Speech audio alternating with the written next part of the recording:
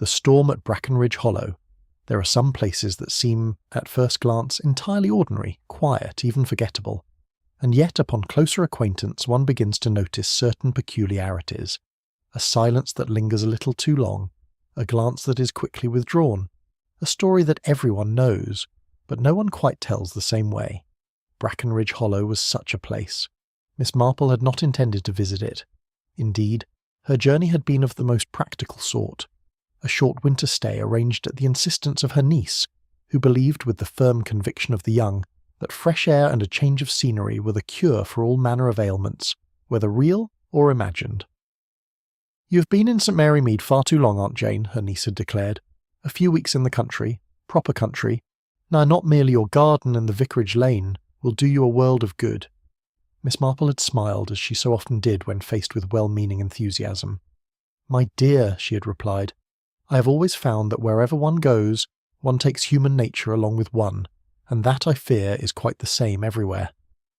Nevertheless, she had agreed, and so it was that she found herself seated in the drawing-room of Brackenridge Lodge, a sturdy, somewhat austere building set at the edge of the village, with snow already beginning to gather along its window-sills.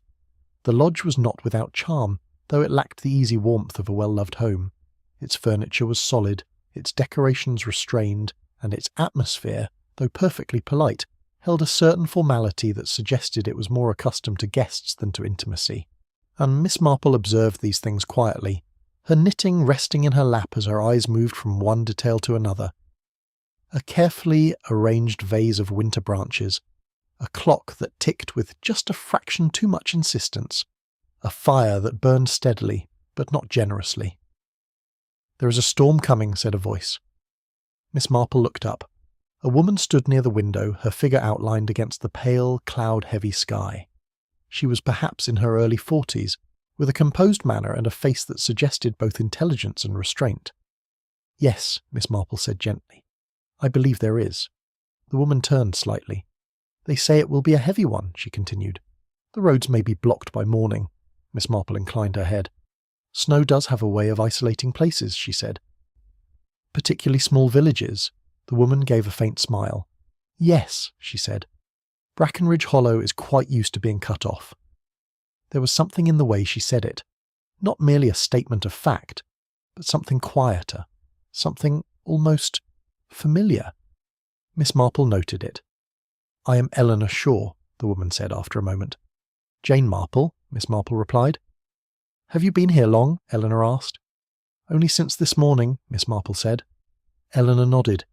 "Then you have arrived just in time to be trapped with the rest of us." Miss Marple smiled faintly. "My dear Miss Shaw," she said, "I've often found that being trapped in company can be most instructive." Eleanor's expression flickered, just for a moment. "Yes," she said, "I imagine it can." Before Miss Marple could reply, the door opened, and a man entered with a briskness that brought a gust of colder air with him. "Ah, there you are, Miss Shaw," he said. "I have been looking for you."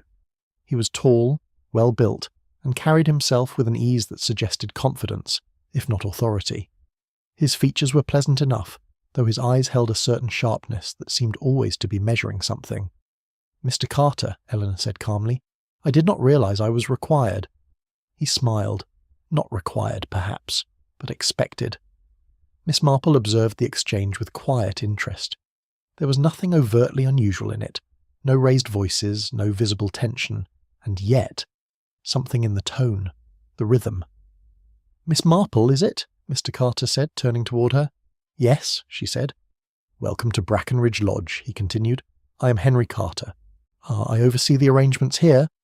Miss Marple inclined her head. "Thank you, Mr. Carter. It is a most comfortable establishment." He smiled again, though this time it did not quite reach his eyes. "We do our best," he said. A brief silence followed. Then the wind rose. It came suddenly, pressing against the windows with a low, insistent force. Snow, which had been falling gently before, now swept across the glass in thick, swirling patterns. Eleanor glanced toward the window. "It has begun," she said. Mr. Carter followed her gaze. "Yes," he said, "earlier than expected." Miss Marple resumed her knitting, her needles moving with soft precision. "Yes," she said quietly, Storms often do. The fire crackled, the clock ticked, and outside the snow fell more heavily still. Later that evening, the lodge had gathered its inhabitants into the main sitting room. There were not many of them, just a small group drawn together by circumstance rather than design. Eleanor Shaw, composed as ever, Mr. Henry Carter, attentive and controlled. A young man named Daniel Price, whose restless movements suggested impatience with confinement. An older gentleman, Dr. Leonard Hayes, whose thoughtful manner seemed to place him at a slight remove from the others. And a quiet woman, Margaret Elms, who spoke little but observed much. Miss Marple took them all in, as she always did, not in any obvious way, simply by being present. "It seems we are to be snowed in together," Daniel said, pacing near the fire. "Charming." Dr. Hayes smiled faintly. "One might say it is an opportunity," he said. "For what?" Daniel asked. "For conversation," the doctor replied. Daniel gave a short laugh. "I prefer movement to conversation," he said. Margaret Elms spoke then, her voice soft but clear. "Sometimes," she said, "one cannot choose." The room fell briefly quiet. Miss Marple glanced at her. There was something in her tone, something that suggested experience rather than mere opinion. Eleanor stepped forward slightly. "Dinner will be served shortly," she said. "It is best we keep to our usual routine, even under the circumstances." Mr. Carter nodded. "Yes," he said. "Routine is reassuring." Miss Marple smiled faintly to herself. Routine, she knew, often concealed more than it revealed. Dinner passed without incident, or at least without anything that might have seemed remarkable to a casual observer. Polite conversation, measured laughter, like carefully chosen words. And yet, there were moments, small ones, a glance exchanged between Eleanor and Mr. Carter, a hesitation in Daniel's voice when Dr. Hayes asked a simple question. The way Margaret Elms seemed to listen, not merely to what was said, but to what was not. Miss Marple noticed them all. It was not until later, after the meal when the wind had grown stronger and the night deeper, that something shifted. A sound came from outside. Not the wind, not the snow, something else. A dull, muffled impact. Daniel was the first to react. "What was that?" he said sharply. Mr. Carter stood. "Probably nothing," he said. "The storm," but Eleanor was already moving toward the door. "No," she said quietly. "That was not the wind." Miss Marple set her knitting aside. "I think," she said gently, "it would be wise to look." There was a brief hesitation. Then, Mr. Carter opened the door. The wind rushed in at once, carrying with it a flurry of snow that seemed almost blinding in its intensity. "Careful," Dr. Hayes said. They stepped out together, Mr. Carter, Daniel, and the doctor, while the others remained just inside, watching. For a moment there was nothing, only the storm. Then, Daniel's voice. "Here!" Sharp, urgent. Miss Marple rose slowly, moving closer to the doorway. Through the swirling snow she could just make out a shape on the ground. A figure, partially buried already. Still, very still. Eleanor's hand tightened slightly against the doorframe. Mr. Carter knelt beside the figure, brushing away the snow with hurried movements. Dr. Hayes leaned down, his expression intent. A moment passed. "Ah, then!" He straightened and shook his head. Daniel stepped back, his face pale. "Dead?" he said. Dr. Hayes nodded once. "Yes," he said quietly. The wind howled around them. Snow continued to fall, thick, relentless, already beginning to cover the shape once more. Miss Marple stood in the doorway, her eyes fixed on the scene. A man found in the snow, alone, unmoving, and yet something about it did not feel accidental. She could not have said why, not yet, but as she watched the snow gather once more over the still form, Miss Marple felt with quiet certainty that whatever had happened in Brackenridge Hollow that night had not begun with the storm, and would not end with it. The man in the snow. The body was brought inside with difficulty. The storm resisted them at every step, wind driving the snow in sharp, of blinding gusts that seemed almost determined to keep its secret buried. By the time Mr. Carter and Daniel Price managed to carry the man across the threshold, both were breathless, their coats dusted white, their movements hurried in a way that suggested something more than mere cold. Dr. Hayes followed close behind, his expression grave. "Lay him here," he said quietly, indicating a long wooden settee near the fire. The man was placed down carefully. For a moment no one spoke. The room, which had been filled with polite conversation not long before, now felt altered, its air heavier, its silence more deliberate. Miss Marple remained slightly apart, her gaze resting not only on the body, but on those who surrounded it. Reactions, she had often found, were as revealing as actions. "He must have been caught in the storm," Daniel said at last, his voice a little too quick. "Lost his way, perhaps." Dr. Hayes did not immediately respond. He bent down, examining the man with quiet precision, his hands steady, his movements practiced. "No," he said after a moment, "I do not think so." Daniel frowned. "What do you mean?"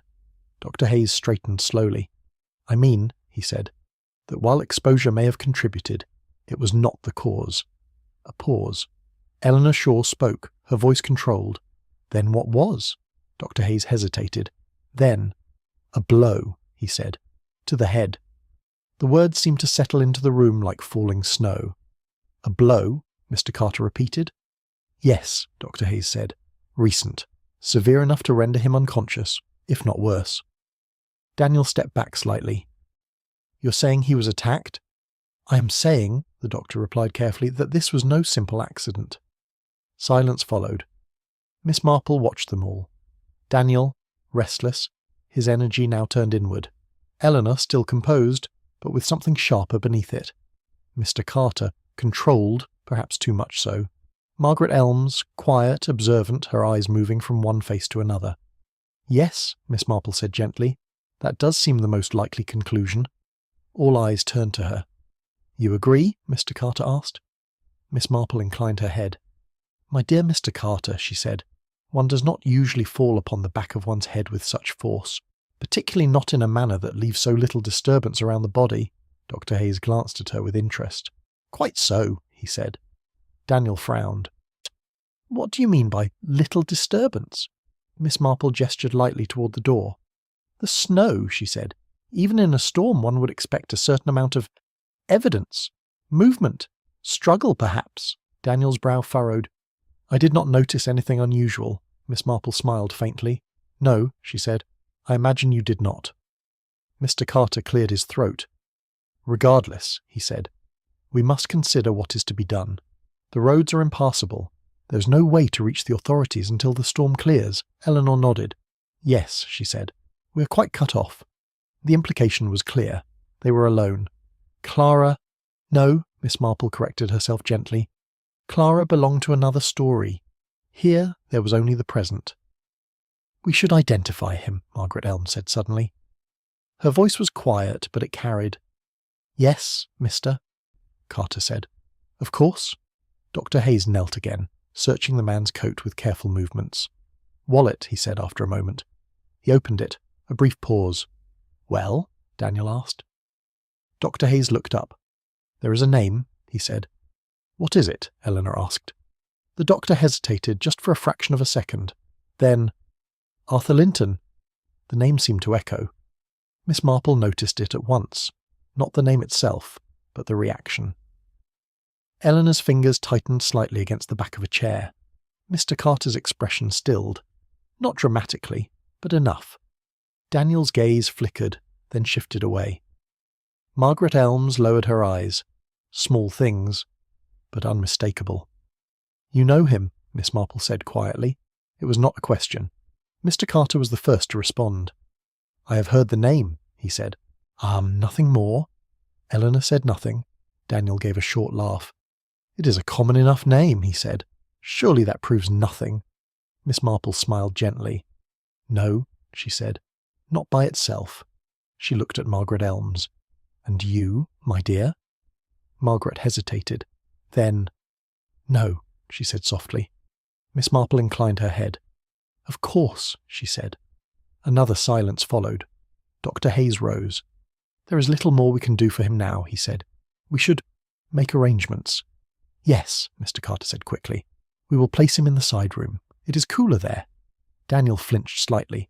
"That seems practical," Mr. Carter said firmly. Miss Marple observed him closely. "Practical. Yes, but also efficient. The body was moved again, this time with less urgency, more care. As they carried Arthur Linton from the room, Miss Marple's gaze drifted once more toward the door. The snow outside had thickened. The ground where the body had been found was already nearly smooth again, its brief disturbance erased by the steady fall. "A most curious thing," she murmured. Eleanor glanced at her. "What is?" Miss Marple turned back. "The snow," she said. Eleanor frowned slightly. "What about it?" Miss Marple smiled. "It has a way of concealing," she said, "but also of revealing, if one knows where to look." Eleanor studied her for a moment. "You think it will tell us something?" Miss Marple's expression was thoughtful. "Oh yes," she said. "I believe it already has." Later, when the body had been removed and the immediate arrangements made, the group gathered once more in the sitting room. But nothing was the same. The fire still burned. The clock still ticked. But the illusion of ordinary comfort had been broken. Daniel paced again, though now his movements were sharper, less controlled. "This is absurd," he said. "We are trapped here, with a dead man, and no way of contacting anyone." Dr. Hayes remained seated. "It is unfortunate," he said, "but not uncommon in such weather." Daniel stopped. "You are remarkably calm about it." The doctor smiled faintly. "I have seen worse," he said. Margaret Elms spoke quietly. "Yes," she said. "Some things are worse than storms." Daniel glanced at her, but did not respond. Miss Marple resumed her knitting. The soft click of her needles filled the silence. "My dear Miss Marple," Mr. Carter said after a moment, "you seem untroubled." Miss Marple looked up. "On the contrary," she said gently, I am very much troubled." "Then you do not show it," he said. Miss Marple smiled. "My dear Mr. Carter," she said, "one does not always show what one feels. That, I believe, is quite a common human tendency." A pause. Eleanor's gaze moved between them. "What are you suggesting?" she asked. Miss Marple's expression remained mild. "I am suggesting nothing," she said, "only observing." Daniel gave a short, impatient breath. "This is ridiculous," he said. "A man is dead, and we sit here discussing tendencies." Miss Marple inclined her head. "Yes," she said, "and yet those tendencies are often the key to understanding such matters." Daniel shook his head. "I prefer facts."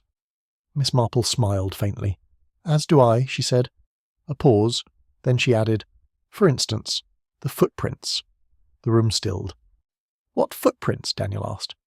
Miss Marple's gaze rested on him. "The ones leading to the body," she said. Mr. Carter frowned.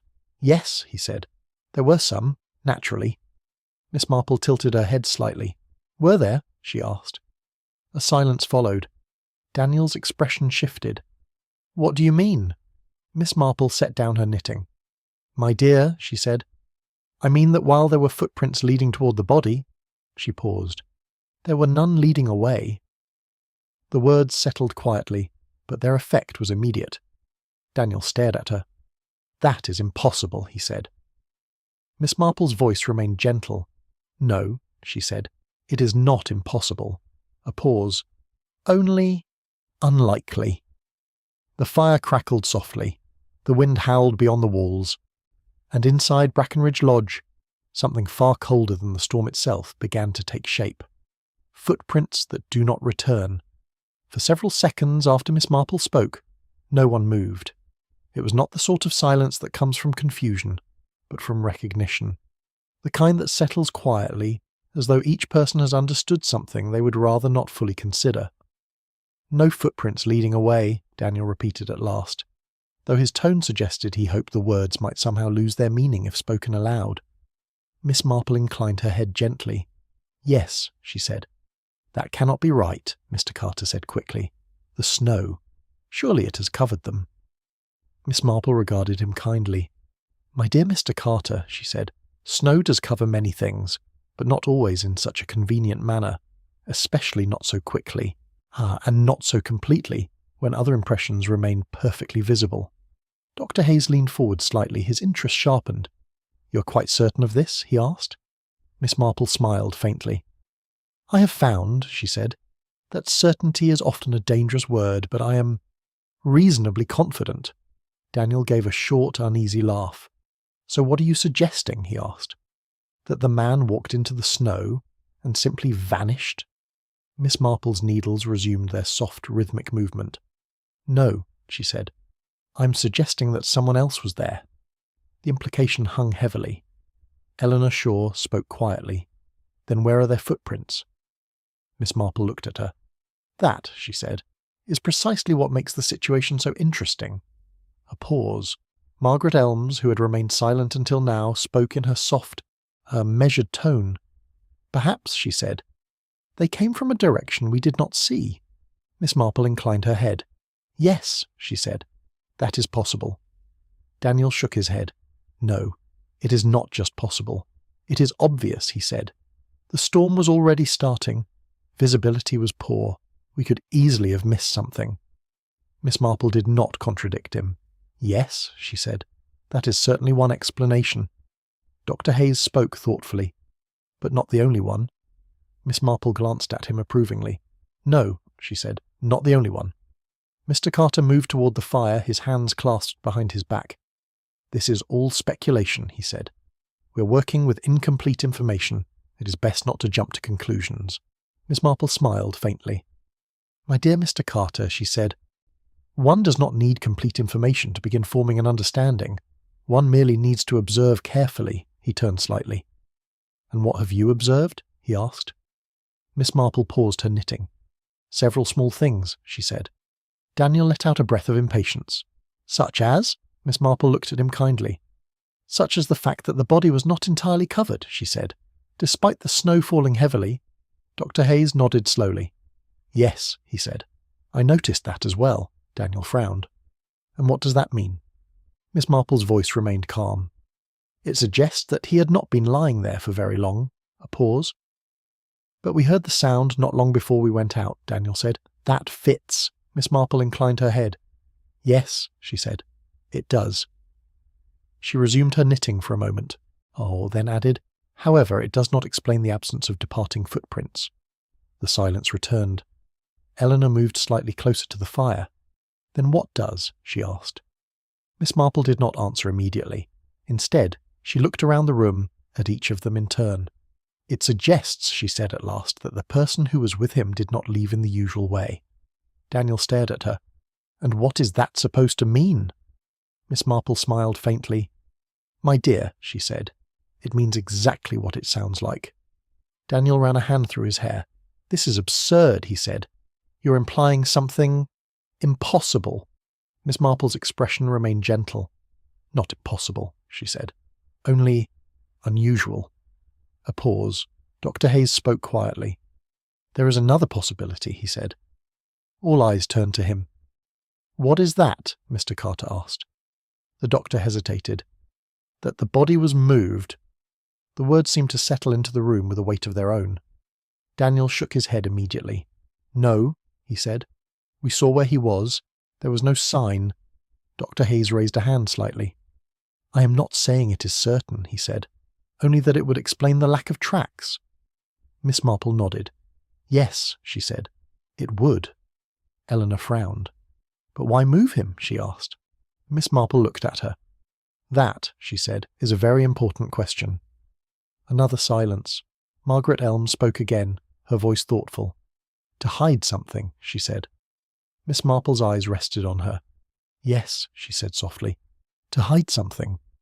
Daniel gave a short, uneasy laugh. This is becoming ridiculous, he said. We are inventing mysteries where none exist, Miss Marple smiled. My dear Mr. Price, she said, mysteries are rarely invented. They are simply recognized. Daniel did not reply. Mr. Carter cleared his throat. Whatever the case, he said, we cannot resolve this tonight. The storm prevents any proper investigation. Miss Marple inclined her head. Yes, she said, that is true. He seemed relieved. In the meantime, he continued, it is best that we remain calm and cooperative. Miss Marple's gaze lingered on him for a moment. Yes, she said, cooperation is always advisable. Later that evening the group began to disperse. Not abruptly, but with a gradual, almost reluctant movement, as though each person preferred not to be alone, yet found the shared space equally uncomfortable. Miss Marple retired to her room, a a small, divorced, neatly arranged space overlooking the snow-covered grounds, she did not immediately prepare for bed. Instead, she stood by the window looking out into the storm. The world beyond was almost entirely white now, the outlines of trees blurred. The path leading away from the lodge disappeared beneath the accumulating snow. It was, she thought, a most effective concealment, and yet not perfect. She leaned slightly closer to the glass. There, just visible, beneath the drifting snow, the faint impression of footprints, not many, not clear, but enough. Miss Marple's eyes narrowed slightly. "They begin," she murmured softly. She paused. "And they end." But not where one might expect. She watched a moment longer, committing the pattern to memory. Then she turned away. The next morning would bring its own revelations. It always did. Because snow, for all its efforts to conceal, had a curious habit. It preserved. And what it preserved could not remain hidden forever. Morning without footprints. Morning did not arrive gently in Brackenridge Hollow. It came pale and cold, the storm having spent much of its fury during the night, but leaving behind a world so completely altered that it seemed almost unreal. The sky was a dull, heavy grey, and the snow, thick, undisturbed, and glistening faintly, covered everything in a silence that felt deeper than before.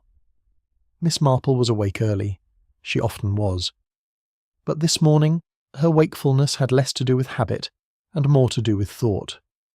She stood once again at the window, her hands lightly resting on the sill. The view was clearer now. The wind had calmed. The snow had settled. And what had been uncertain in the darkness of the night now lay plainly before her, or so it seemed. The ground where Arthur Linton's body had been found was almost entirely smooth.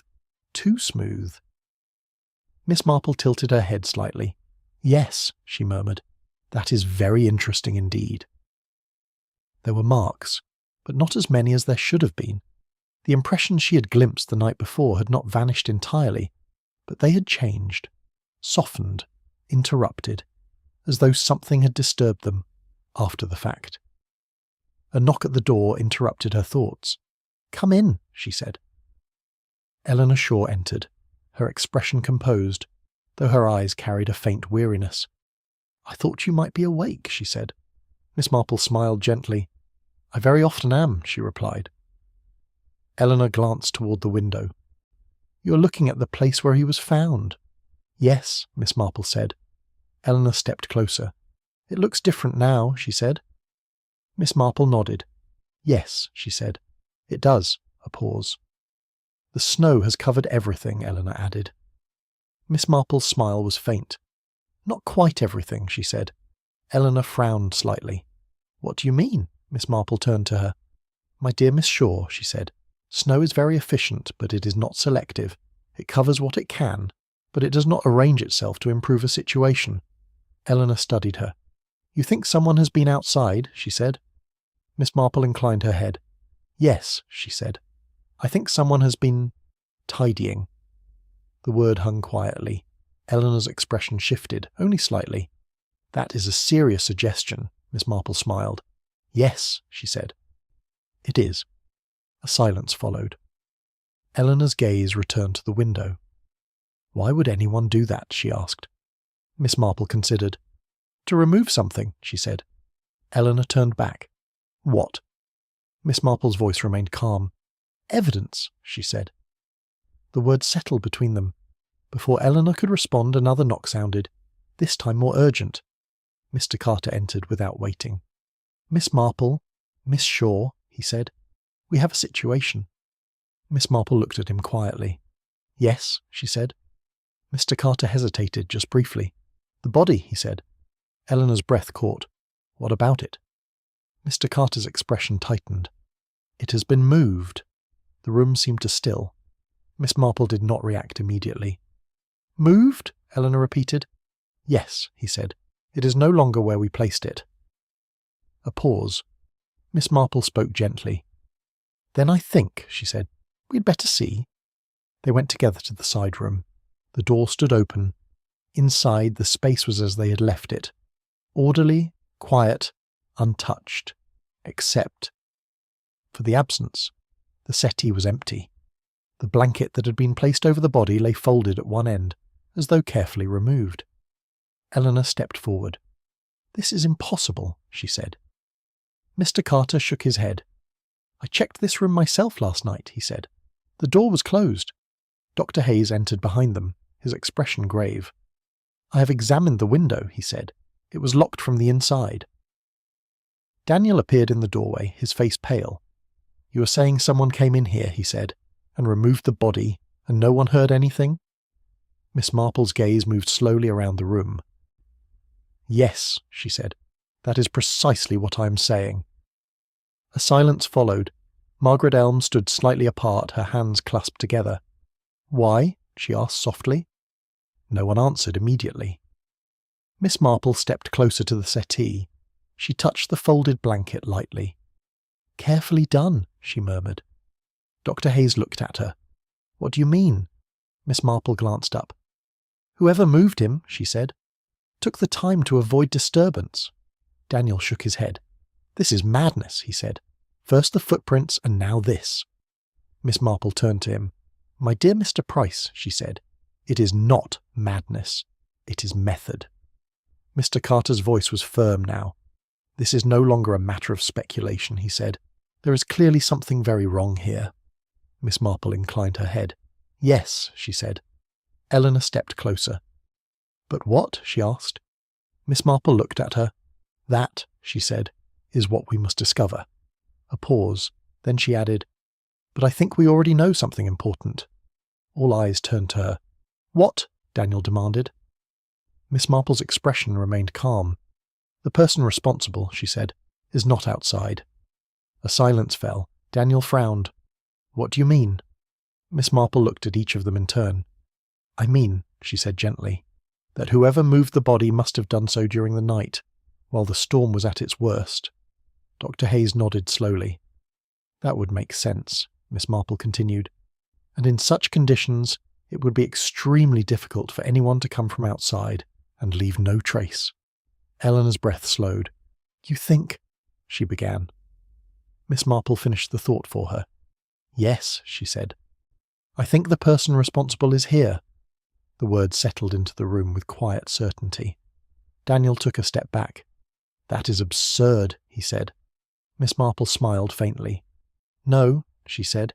"It is merely inconvenient." Mr. Carter's expression hardened slightly. "You are making a serious accusation, Miss Marple." Miss Marple shook her head gently. "No," she said. "I am making an observation." A pause. Margaret Elm spoke again, her voice almost a whisper. "Then we are all involved." Miss Marple looked at her kindly. "My dear," she said, "we are all present." She paused. "And that is quite enough." The room fell silent once more. Outside, the snow lay still and undisturbed.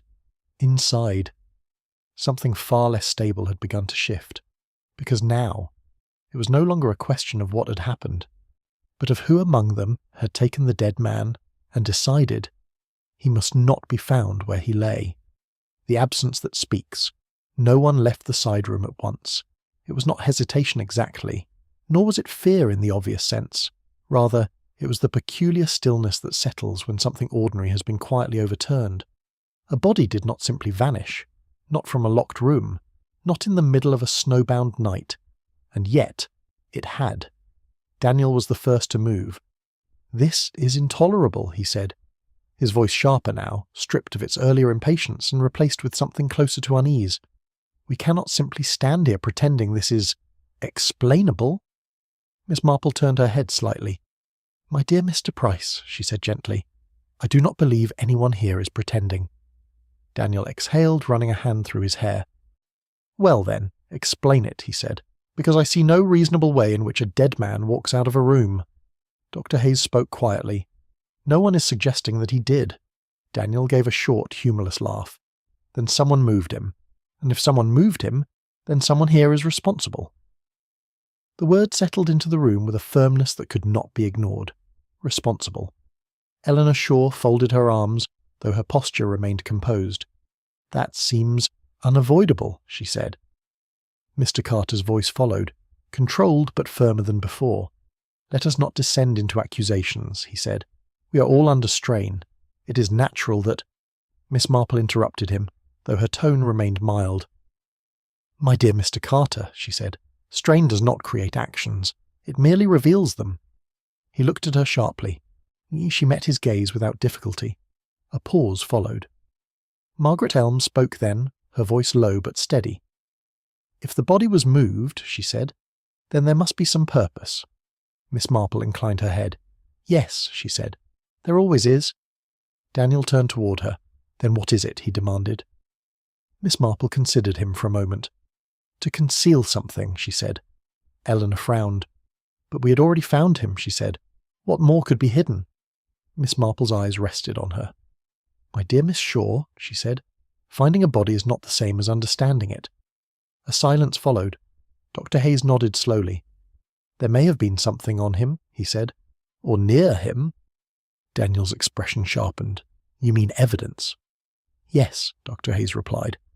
Miss Marple added softly, or the absence of it. They looked at her. What do you mean? Eleanor asked. Miss Marple stepped slightly away from the settee, her hands lightly folded. Sometimes, she said, what is missing tells us more than what is present. Daniel frowned. That is very well in theory, he said. But what exactly is missing here? Miss Marple's gaze drifted briefly toward the door. For instance, she said, we have not yet asked a very simple question. Mr. Carter spoke cautiously. What question is that? Miss Marple looked at him. Why was Arthur Linton here at all? The room stilled. Eleanor's expression shifted slightly. Yes, she said.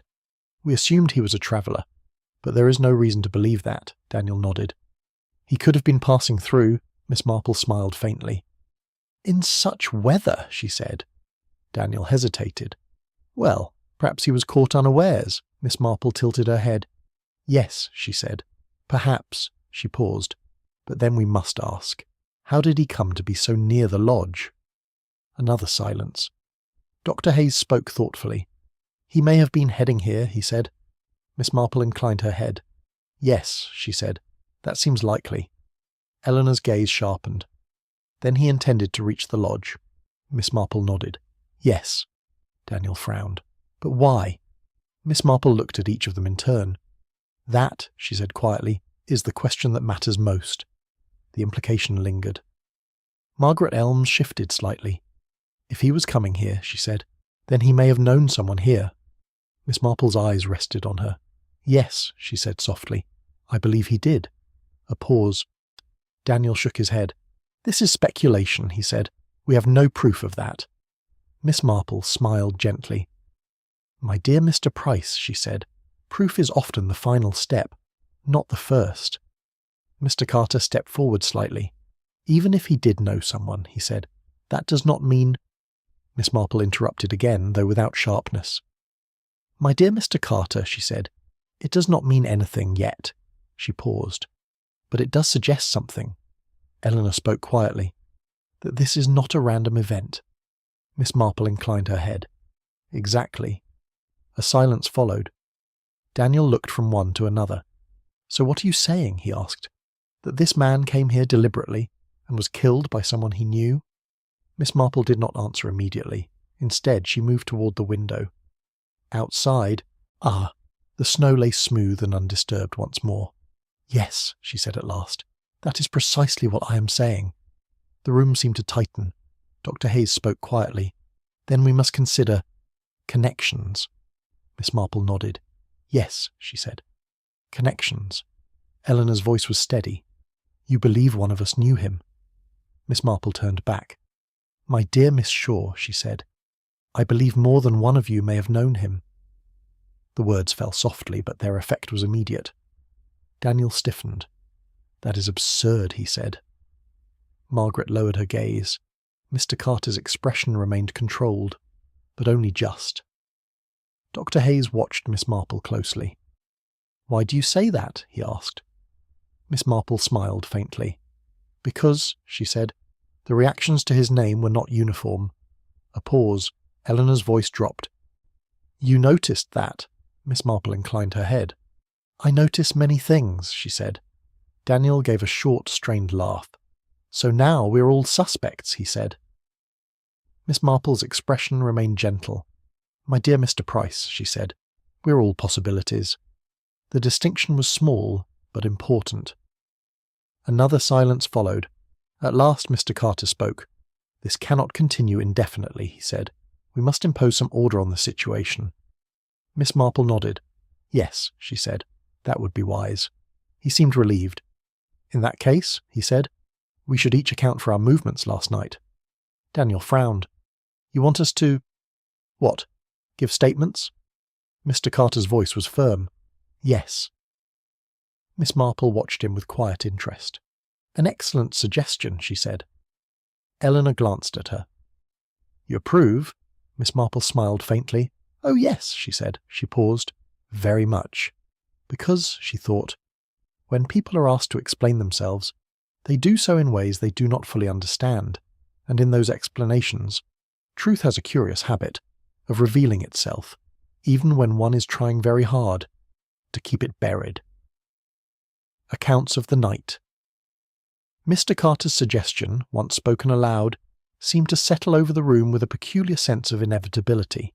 It was on the surface a reasonable proposal. Order, after all, was a comfort in uncertain circumstances, a structure, a method. And yet, as Miss Marple observed quietly, such structures often revealed more than they concealed. "Yes," she said gently, "I think it would be most helpful." Daniel did not look convinced. "This is not a courtroom," he said. "We are not under interrogation." Miss Marple smiled faintly. "My dear Mr. Price," she replied, "people are rarely under interrogation when they reveal the most." Dr. Hayes gave a small nod. "There is merit in the idea," he said, "if only to clarify the sequence of events." Eleanor Shaw folded her hands lightly. "Very well," she said. "If we are to do this, we should proceed calmly." Mr. Carter inclined his head. "Agreed." There was a brief pause, then he spoke again. "I will begin," he said. Miss Marple's eyes rested on him with quiet interest. "After dinner," Mr. Carter continued, "I remained in the sitting room for some time. We spoke, as you all recall. At approximately 10 o'clock, I retired to my office to review some accounts." Daniel let out a faint breath. "Accounts?" he repeated. Mr. Carter's tone did not change. "Yes," he said. "The lodge does not run itself." Miss Marple inclined her head slightly. "Quite so," Mr. Carter continued. "I remained there for perhaps an hour. Then I returned briefly to ensure that all was in order and retired to my room." Dr. Hayes looked at him. "And you did not leave your room again?"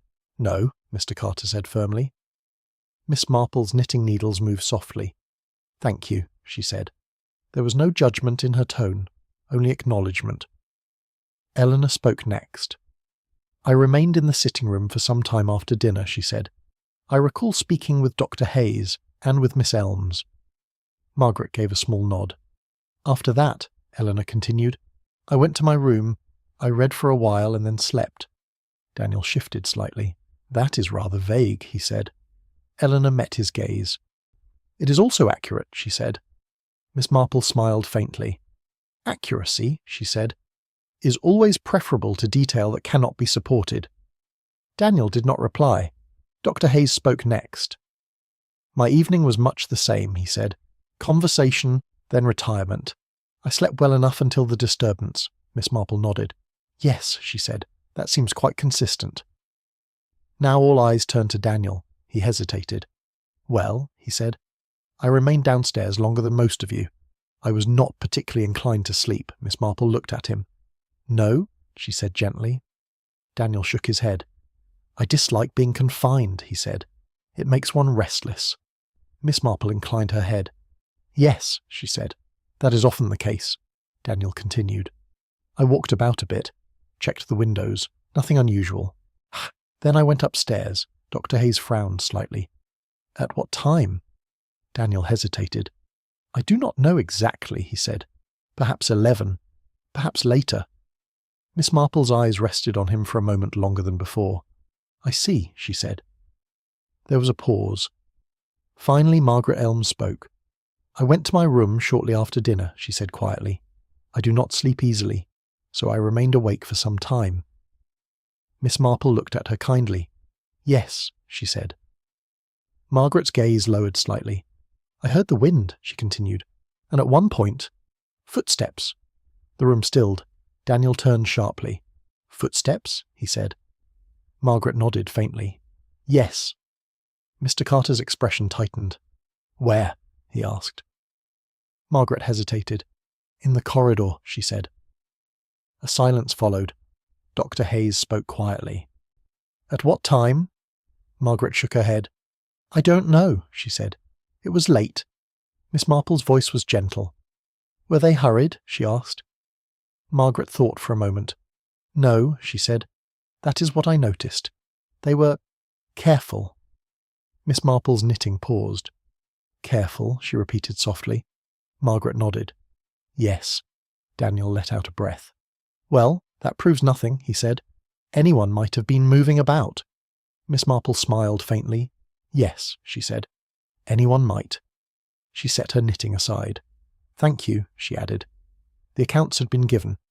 On the surface they were simple, ordinary, unremarkable, and yet Miss Marple's expression suggested otherwise. Well, Daniel said, what do you make of it? Miss Marple folded her hands lightly. My dear Mr. Price, she said, I think it has been most illuminating. Daniel frowned. In what way? Miss Marple looked at him. In several small ways, she said. She paused. For instance, Mr. Carter places himself alone for a period of time, engaged in work that no one else can confirm. Mr. Carter stiffened slightly. That is hardly unusual, he said. Miss Marple inclined her head. No, she said. Not unusual. Merely unverified. She turned slightly. Miss Shaw's account is consistent, but lacks precise timing. Eleanor did not react. Dr. Hayes offers a similar account. Calm, plausible. The doctor nodded faintly. And Mr. Price, Miss Marple continued, was awake later than the others, and moving about. Daniel's jaw tightened. I have already said that. Miss Marple smiled gently. Yes, she said. You have. She paused. And Miss Elms, she added softly, heard footsteps. Margaret lowered her gaze again. Yes, she said. A silence followed. Daniel threw up his hands. So we are no further forward, he said. Everyone was somewhere. Everyone did something. What does it prove? Miss Marple looked at him kindly. My dear, she said, it proves that there was opportunity. The word lingered. Dr. Hayes nodded slowly. Yes, he said. That is true. Eleanor's voice was quiet. And motive? She asked. Miss Marple's expression grew thoughtful. Ah, she said. She rose slowly from her chair. That, she said, is the more delicate matter. Daniel frowned. Why delicate? Miss Marple moved toward the window again. Because, she said, motive is rarely about what is obvious. She paused. It is about what is hidden. Outside, the snow lay still, but inside. The truth had begun to shift, because now it was no longer a question of who could have done it, but of why they would. Beneath the surface, the idea of motive did not sit comfortably in the room. It lingered, unspoken, yet unmistakably present, like a draught that no one could quite locate, but all could feel. Miss Marple remained by the window, her hands lightly folded, her gaze directed outward, but her attention very much within the room. Motive, Daniel repeated as though testing the word. You speak of it as though it must exist. Miss Marple turned slightly. My dear Mr. Price, she said gently, it almost always does. Daniel shook his head. But we do not even know this man, he said. Not properly. Miss Marple smiled faintly. No, she said. But that does not mean he was unknown. A pause. Dr. Hayes spoke thoughtfully. We have already established that his presence here was unlikely to be accidental, he said, which suggests intention. Miss Marple inclined her head. Yes, she said. Eleanor Shaw stood very still, her expression composed but distant. Then he came for a reason, she said. Miss Marple looked at her. Yes, she said. And that reason is unlikely to have been trivial? Daniel exhaled sharply. This is all very well, he said, but we still have no idea what that reason was. Miss Marple's eyes rested on him. My dear, she said, I believe we may have a clue. The room shifted slightly. What clue? Mr. Carter asked. Miss Marple did not answer immediately. Instead, she moved toward the small table near the fireplace, where Arthur Linton's belongings had been placed the previous night. Or rather, what remained of them. She examined the items quietly. The wallet, she said. The identification, a few personal effects. Dr. Hayes nodded. Yes, he said. Nothing remarkable. Miss Marple tilted her head slightly. On the contrary, she said. It is precisely what is unremarkable that interests me. Daniel frowned. You are being deliberately obscure, Miss Marple smiled. No, she said, merely patient. She picked up the wallet again, turning it lightly in her hands. For instance, she continued, there is no correspondence. Eleanor glanced at her. Correspondence? Yes, Miss Marple said, and no letters, no notes. Nothing to suggest why he might be travelling or to whom. Doctor. Now Hayes nodded slowly. That is true, Daniel shrugged. Not everyone carries letters, he said. Miss Marple inclined her head. No, she said, but many do, particularly when they are travelling with purpose. She set the wallet down again. And then, she added, there is the matter of the glove.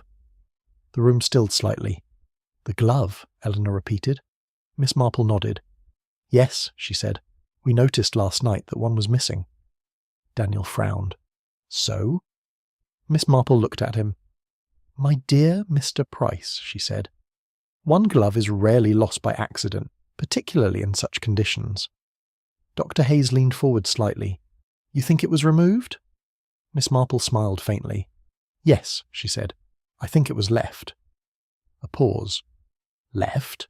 Mr. Carter repeated. Miss Marple inclined her head. Yes, she said. Deliberately. Daniel let out a breath. And why would anyone do that? Miss Marple's expression grew thoughtful. To mark something, she said. Eleanor's gaze sharpened. Or to remember something, she said, quietly. Miss Marple looked at her with quiet approval. Yes, she said. That is also possible. A silence followed. Margaret Elm spoke softly. Or to find something again. Miss Marple's eyes rested on her. Yes, she said. Quite so. Daniel shook his head. This is becoming increasingly improbable, he said. A missing glove is hardly evidence of anything. Miss Marple turned to him. My dear, she said, small things often are. She paused. Particularly when they do not belong. The words lingered. Mr. Carter's voice was controlled. What are you implying? Miss Marple smiled faintly. I am not implying anything, she said, only observing that the glove is not among the items we have here. Dr. Hayes frowned. Which means it is still outside. Miss Marple inclined her head. Yes, she said. Eleanor stepped closer to the window. But the snow. Miss Marple's voice remained calm. Yes, she said. The snow. She moved to stand beside her. My dear Miss Shaw, she said. Snow conceals, but it also preserves. Eleanor looked at her. You believe it is still there? Miss Marple nodded. I believe, she said, that it may be exactly where it was left. A pause. Daniel crossed his arms. And what would that tell us? Miss Marple turned back to the room. It would tell us, she said, where something happened. The words settled heavily. Dr. Hayes spoke quietly. You think the place where the body was found was not the original site? Miss Marple inclined her head. Yes, she said. Daniel's expression shifted. Then the glove marks the real location. Miss Marple smiled faintly. That is my suspicion. A silence followed. Eleanor's voice was steady. Then we should find it. Miss Marple nodded. Yes, she said. I think we should. Mr. Carter hesitated. The conditions outside. Miss Marple turned to him gently. My dear Mr. Carter, she said, the storm has passed, and time, I fear, is not on our side. He did not reply immediately. Then, very well, he said. Daniel let out a breath. At last, he muttered. Miss Marple picked up her shawl. As she did, her gaze moved once more around the room, each face, each expression, each carefully maintained composure. Yes, she thought quietly. There was something beneath all this, something older than the storm, something that had been buried long before the snow began to fall. And now, it was beginning, very slowly, to emerge. Come, she said gently. Let us see what the snow has kept for us. The place where it happened, the cold struck them immediately. It was no longer the violent, blinding force of the previous night, but something steadier, more deliberate. The kind of cold that settled into the bones and remained there, quiet and persistent. Miss Marple stepped carefully onto the snow, her boots sinking slightly with each movement. The others followed, less measured perhaps, but equally aware that they were stepping into something more than merely a winter morning. The grounds of Brackenridge Lodge lay before them, transformed. What had once been paths and garden borders were now softened into indistinct shapes. The world seemed simplified, reduced to white, grey, and the occasional dark outline of a tree. "It will be difficult to see anything," Daniel said, pulling his coat tighter. Miss Marple glanced at him. "My dear Mr. Price," she said, "it's often easier to see things when there is less to distract one." He did not respond. Dr. Hayes moved slightly ahead, his eyes scanning the ground. "The body was found here," he said, indicating a spot not far from the lodge entrance. Miss Marple paused. The snow there had been disturbed, though not in the way one might expect. It had a smoothness to it that felt unnatural. "Yes," she said softly, "that is where we found him." Eleanor stepped closer. "But you do not think this is where it happened?" Miss Marple shook her head gently. "No," she said. She looked around slowly, her gaze moving not in broad sweeps, but in small, deliberate observations. "There," she said at last. She pointed, not toward the open space where the body had been, but toward a line of low shrubs partially buried beneath the snow. Daniel frowned. "There is nothing there." Miss Marple smiled faintly. "No," she said, "not nothing." She began to walk in that direction. The others followed. The snow was deeper here, less disturbed. But as they drew closer, something became visible, a slight depression, a break in the otherwise smooth surface. Dr. Hayes crouched down, brushing away a layer of snow with his gloved hand. "Yes," he said quietly. Daniel stepped forward. "What is it?" The doctor did not answer immediately. Instead, he uncovered a little more. And then it appeared. A glove, dark in colour, slightly damp, and partially embedded in the snow. Eleanor drew in a breath. "That is his," she said. Miss Marple inclined her head. "Yes," she said. Daniel looked at it, then around. "So this is where he lost it," he said. Miss Marple's gaze remained steady. "My dear," she said, "I do not think he lost it at all." A pause. Dr. Hayes looked up. "You believe this is the place?" Miss Marple nodded. "Yes," she said, "I do." She stepped closer, examining the ground more carefully. "The snow here," she said, "has been disturbed, but not by the storm." Daniel frowned. "What do you mean?" Miss Marple gestured lightly. "Look at the surface," she said. "The impressions are shallow, but they are present." Eleanor leaned forward. "Yes," she said slowly, "I see them." Dr. Hayes nodded. "Footprints," he said. Miss Marple inclined her head. "Yes," she said. "More than one set." Daniel stiffened. "More than one?" Miss Marple did not look at him. "Yes," she said. A silence followed. Margaret Elms spoke quietly. So, he was not alone. Miss Marple's voice was soft. "No," she said. "He was not." Dr. Hayes brushed away more snow, revealing a clearer pattern. "These prints overlap," he said. "There was movement, turning perhaps." Miss Marple nodded. "Yes," she said. "A conversation, I think." Daniel gave a short, uneasy laugh. "You can tell that from footprints?" Miss Marple smiled faintly. "My dear Mr. Price," she said, "one can tell a great deal from very little, if one looks carefully." Eleanor's voice was quieter now.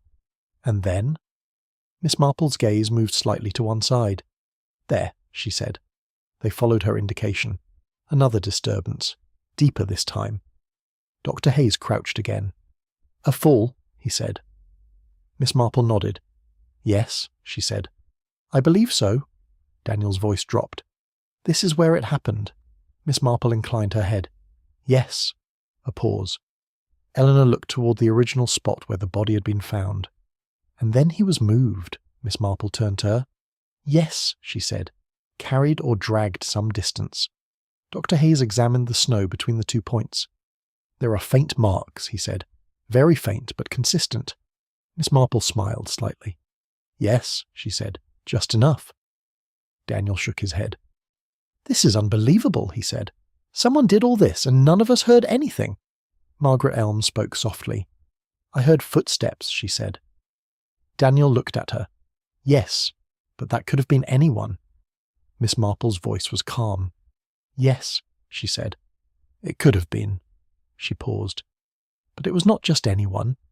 The words settled quietly. Eleanor turned to her. You know something. Miss Marple smiled faintly.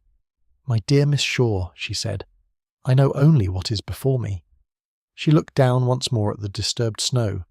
The man came here, she said. He met someone he knew, or expected to meet. Dr. Hayes nodded. Yes, Miss Marple continued. They spoke. Something passed between them. Something not entirely friendly. Daniel's voice was tight. And then? Miss Marple's gaze moved to the deeper impression. And then, she said softly, something ended. A silence followed. Eleanor's breath was slow. You think it was deliberate? Miss Marple did not hesitate. Yes, she said. Dr. Hayes straightened. A planned meeting, he said. A confrontation. Miss Marple inclined her head. Yes. Daniel crossed his arms. And the glove? Miss Marple looked at it. The glove, she said, was left. A pause. As a marker, Margaret said quietly. Miss Marple glanced at her. Yes, she said. I believe so. Daniel frowned. But why? Miss Marple's expression grew thoughtful. To remember the place, she said. Eleanor's gaze sharpened. Or to return to it. Miss Marple smiled faintly. Yes, she said. Quite possibly. A silence followed. The wind moved softly through the trees. The snow lay still around them. And yet, the place felt different now. Not empty, not quiet, but marked. Miss Marple turned slowly back toward the lodge. Yes, she said softly. That is where it began. She paused.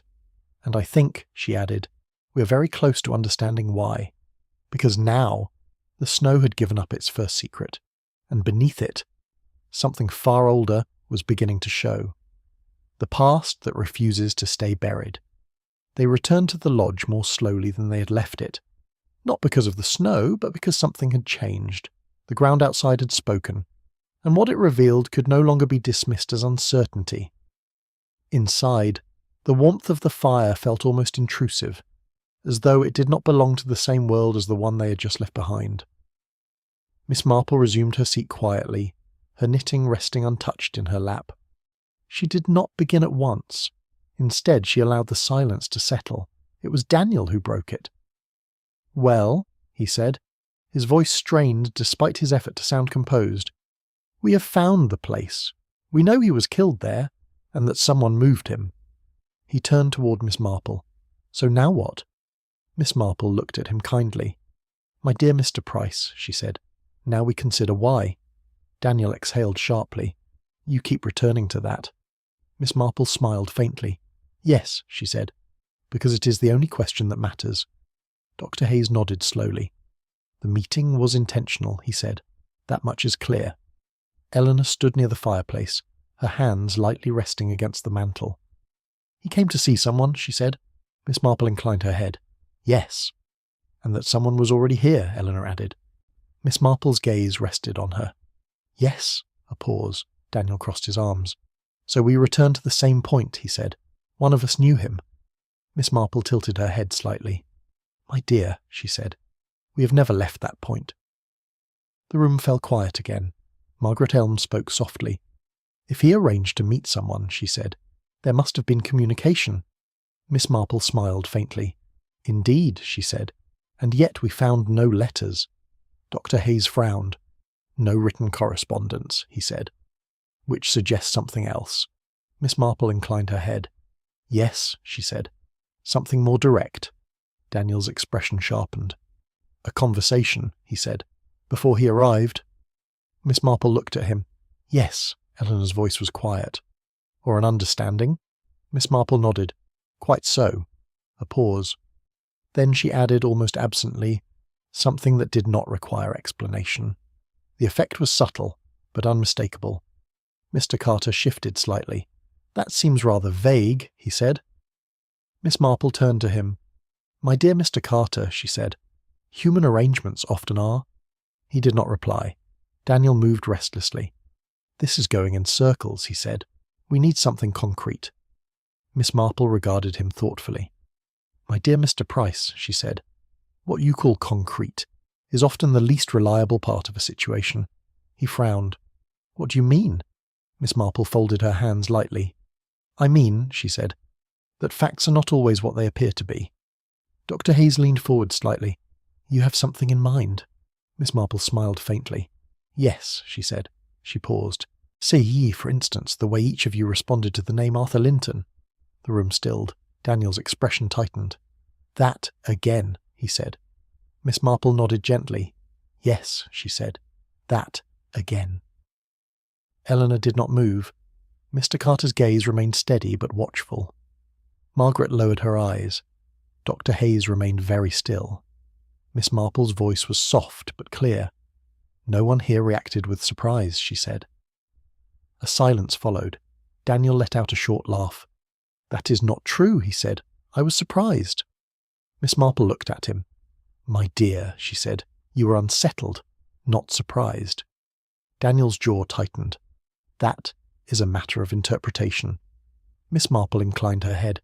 "Yes," she said. "It is." She turned slightly. "Miss Shaw," she said. Eleanor met her gaze. "You recognized the name?" Miss Marple continued. Eleanor did not answer immediately. Then, "Yes," she said. The admission was quiet, but it changed the room. Daniel turned toward her. "You said nothing." Eleanor's voice remained steady. "Nor did you," she said. Daniel opened his mouth, then stopped. Miss Marple watched them both. "Yes," she said softly. "Quite so." She turned to Mr. Carter. "And you, my dear sir?" He hesitated. "I have heard the name," he said again. Miss Marple smiled faintly. "Yes," she said, "but not merely in passing, I think." Mr. Carter's expression hardened slightly. "I do not see the relevance of this." Miss Marple's gaze remained calm. "No," she said. "I imagine you do not." A pause. Dr. Hayes spoke quietly. "If more than one of us knew him," he said, then the situation is more complicated." Miss Marple inclined her head. "Yes," she said. "Very much so." Margaret Elms lifted her gaze. "He was not just a stranger," she said. Miss Marple looked at her kindly. "No," she said. "He was not." Daniel exhaled sharply. "Then what was he?" he demanded. Miss Marple did not answer at once. Instead, she rose slowly from her chair. She moved toward the centre of the room, her expression thoughtful. "A connection," she said at last. The word hung in the air. "A connection between all of you." Silence. Eleanor's breath slowed. "That is not possible." Miss Marple turned to her. "My dear Miss Shaw," she said gently, "it is not only possible, it is already evident." Daniel shook his head. "No," he said. There is no reason, no circumstance that links us all." Miss Marple regarded him quietly. "No obvious one," she said. She paused. "But then, such things are rarely obvious." Dr. Hayes spoke carefully. "You believe there is a shared past?" Miss Marple inclined her head. "Yes," she said. A silence followed. Margaret's voice was barely above a whisper. "A past we have not spoken of." Miss Marple looked at her. "Yes," she said. Daniel laughed again, but there was no humour in it now. "This is absurd," he said. "We have nothing in common." Miss Marple's eyes rested on him. "My dear Mr. Price," she said softly, "that is precisely what you all believe." She paused. "And that is why it has remained hidden." The room felt smaller now, closer. Eleanor's voice was steady but lower than before. "If there is such a connection," she said, "then Arthur Linton was part of it." Miss Marple inclined her head. "Yes." Dr. Hayes leaned back slightly. "And he came here because of it." "Yes." Daniel's expression darkened. "And someone killed him to keep it buried." Miss Marple did not immediately respond. Then, "Yes," she said. The word settled with quiet certainty. A long silence followed. No one moved. No one spoke. Because now, the shape of the truth had begun to emerge. Not clearly, not completely, but enough. Enough to understand. That whatever bound them together was not new. It was something older, something carefully concealed, something that had been buried, long before the snow began to fall. And now, with the storm past, it was beginning, relentlessly, to come to light. The truth, in plain sight. The silence that followed Miss Marple's words was no longer uncertain. It had changed. What had once been confusion was now something sharper, more focused. The vague unease that had lingered since the discovery of the body had taken shape, settling into something far more difficult to ignore. Recognition. Miss Marple returned to her chair, though she did not resume her knitting. Her hands rested lightly in her lap, her posture composed, as though she were merely preparing to share an observation of mild interest rather than unravel something far more significant. "No," she said quietly, "this is not a new matter at all." Daniel let out a slow breath. "Then say it plainly," he said. "Enough of these half-statements and suggestions." Miss Marple looked at him kindly. "My dear Mr. Price," she said, "plain speaking is only useful when one is prepared to hear it." His jaw tightened. "I am." Miss Marple inclined her head. "Yes," she said, "I believe you are." She turned her gaze slowly around the room. "Many years ago," she began, "there was an incident." The word hung in the air. Eleanor did not move, but her expression had changed almost imperceptibly. Mr. Carter's hands tightened slightly behind his back.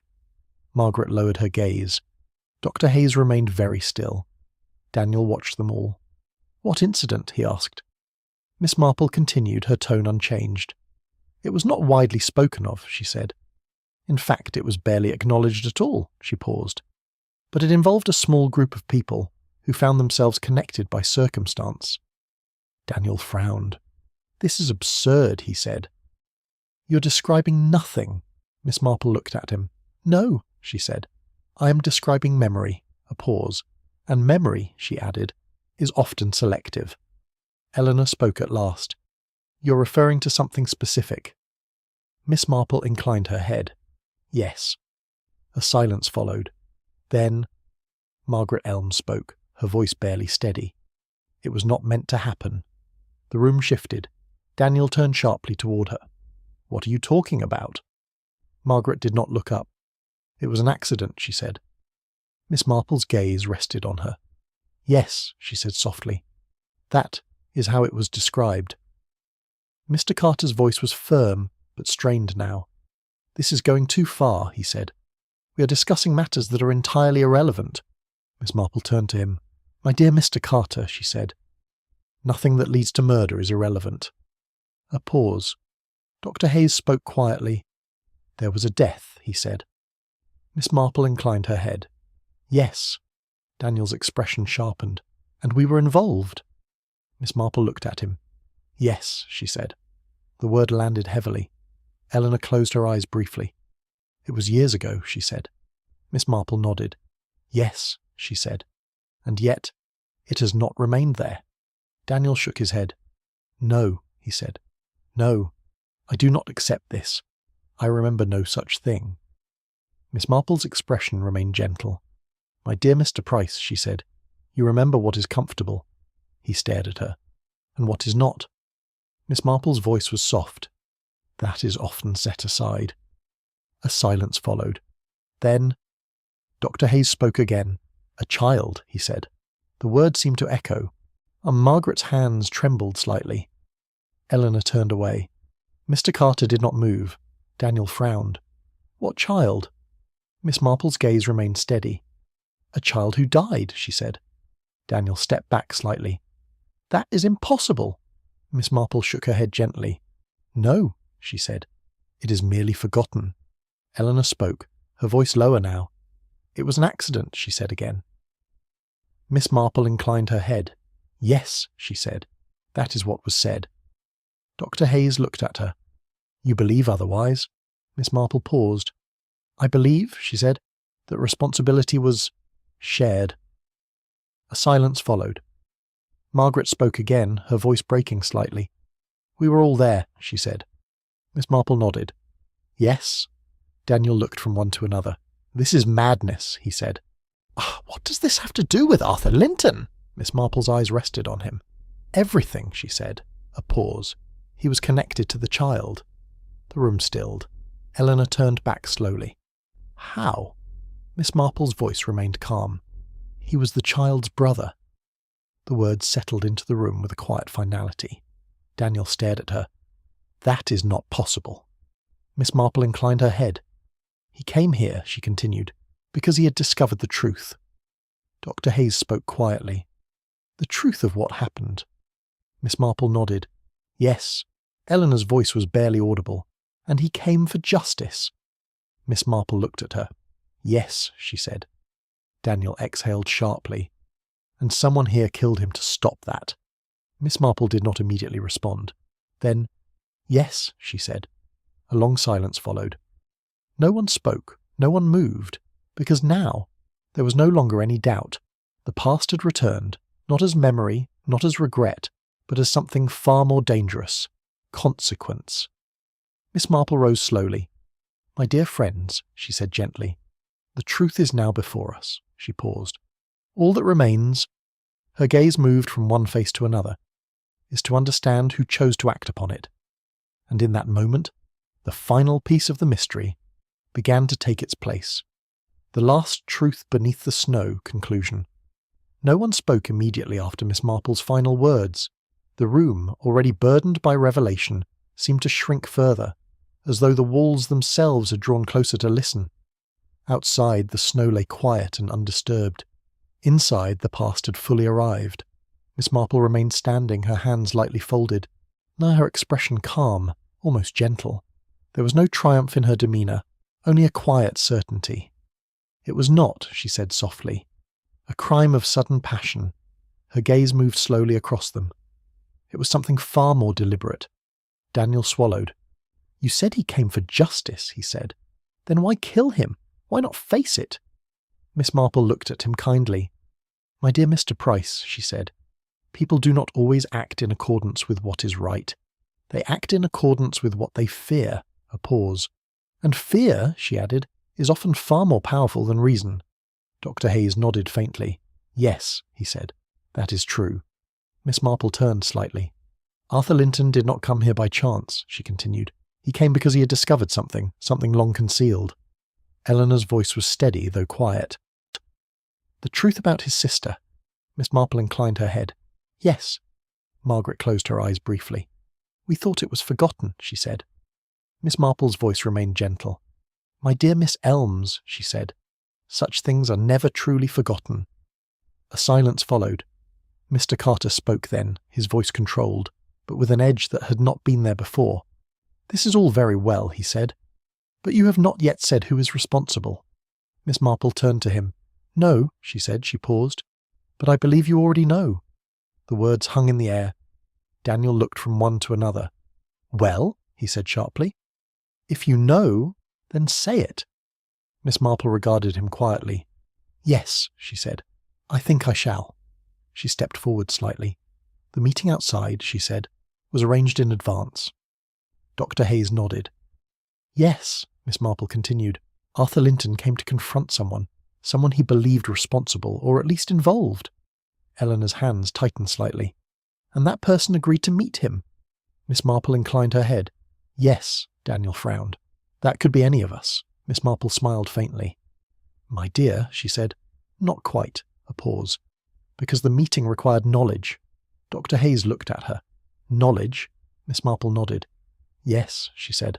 Knowledge of the grounds, of where to go, of where one would not be easily seen. Her gaze shifted, and more importantly, knowledge of the past itself. The room stilled.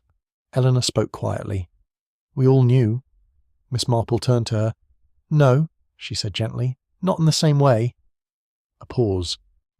Some remembered more clearly than others. Her eyes moved again, this time resting on Mr. Carter. He did not look away. You're making an assumption, he said. Miss Marple's voice remained calm. No, she said, I am making a conclusion. Daniel stepped forward. On what basis?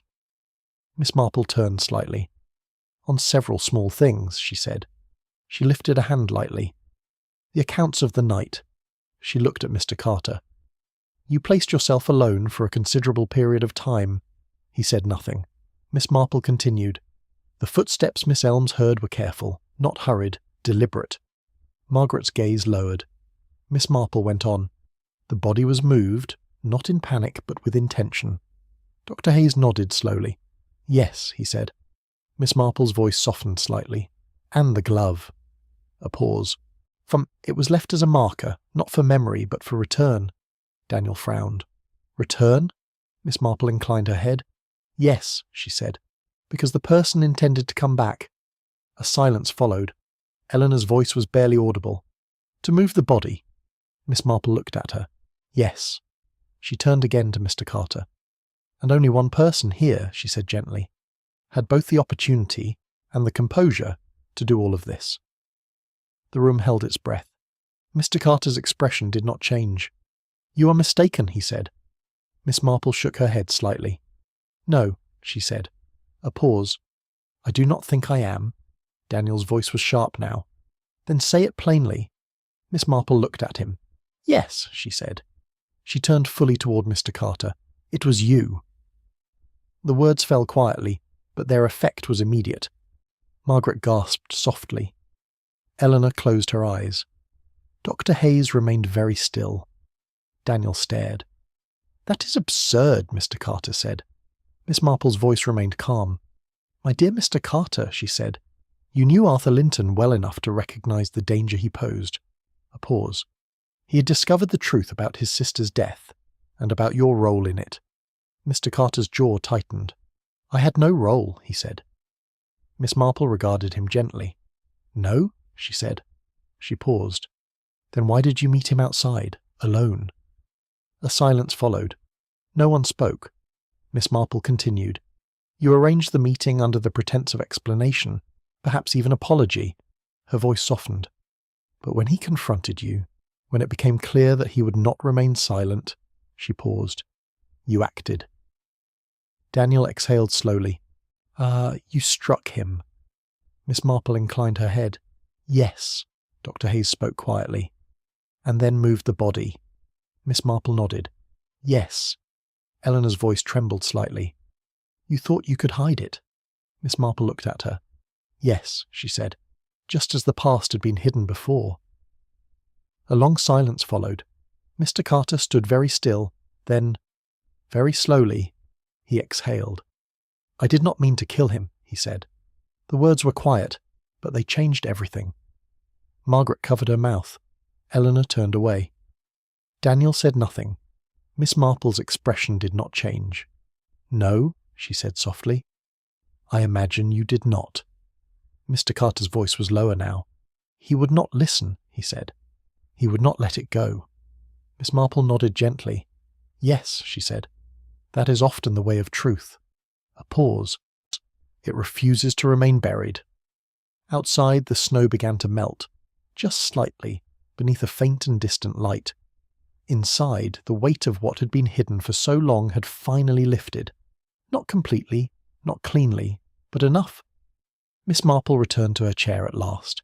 She picked up her knitting again, her movements calm and steady. My dear friends, she said quietly, the past is a curious thing. She paused. It may be covered, for a time. Her needles clicked softly, but it's never truly gone. A silence followed, and in that silence, the truth remained, not buried, not forgotten, but finally seen